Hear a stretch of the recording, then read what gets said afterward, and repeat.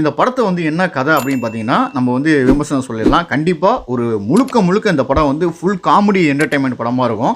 கண்டிப்பா எல்லாரும் போய் பாருங்க. ஒரு பெரிய படம் ரிலீஸ் பண்ற டைமிங்ல இந்த படத்த ரிலீஸ் பண்றாங்கன்னா, கண்டிப்பா அது ஒரு சொ அப்படியே உட்காந்து படபடப்பா தான் பார்த்துட்டு இருக்க மாரி இருக்கும். சாலார் படம் வந்து நீங்க அப்படியே வந்து ஒரு ஆக்ஷன் ஃபிலிமா தான் பார்த்துட்டு இருப்பீங்க.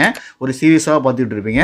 ஆனா முழுக்க முழுக்க ஜாலியா சிரிச்சு, மகிழ்ச்சியா ஒரு ஒரு படம் பார்த்தீங்கன்னா, இந்த 1000 பொற்காசுகள் தான். இந்த 1000 பொற்காசு விமர்சனத்த பார்ப்போம். இந்த படம் வந்து எப்படின்னா, ஃபர்ஸ்ட்டு வந்து நம்ம சரவணன் வந்து ஒரு ஜாலியா எதுக்குமே ஒரு பொறுப்பாளியா இல்லாம ரேஷன் கடையில குடுக்கக்கூடிய இலவச அரிசி என்னென்ன இருக்கோ அதெல்லாம் குடுத்து தின்டுக்கிட்டு ஜாலியா சுத்திட்டு இருக்க ஒரு கேரக்டரா இருக்காரு. அதே மாரி கேரக்டர்ல வித்தார்த் என்ன இருக்காருன்னா, அவரும் வந்து என்ன செய்றாருன்னா, அந்த பாத்ரூம் கட்டுறதுக்காக வந்து பணம் குடுப்பாங்க. ஃபர்ஸ்ட்டு வந்து நம்ம குழிலாம் ஒர்க் பண்ணா தான் அந்த கவர்மெண்ட்ல அடுத்த காசு குடுப்பாங்க. அதனால அவர் வந்து ஒரு இலவச பாத்ரூம் கட்டுறதுக்காக ஒரு பணங்கள்லாம்